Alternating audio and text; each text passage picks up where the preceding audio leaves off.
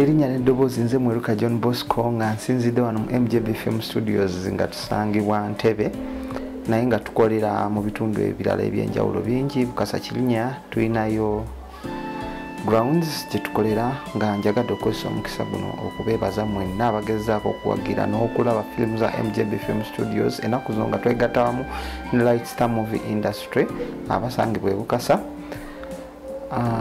Njagala okukozesa omukisa guno okubeebaza okulabika nga mugezaako okulaba emirimu gyaffe okuviira ddala eri wansi mu My Wife amalako okwagala bonna buno obutundu bwonna firimu zino zengezaako okwogera nammwe kweziri ku YouTube era nga mbeebaza okulabika nga mukyagezaako okwagira firimu y'Ekinnayuganda era nembeebaza nti nno mwebale kutuula kulabika nga mugenda kubanga mulaba akatambi ataakaleero ke twagezezaako bafumbira.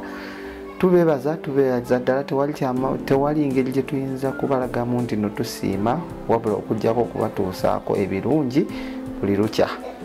Mwebale nnyo, mwebalire ddala. Erinnya nsigadde nga nze Mweruka John Bosco. Mweraba.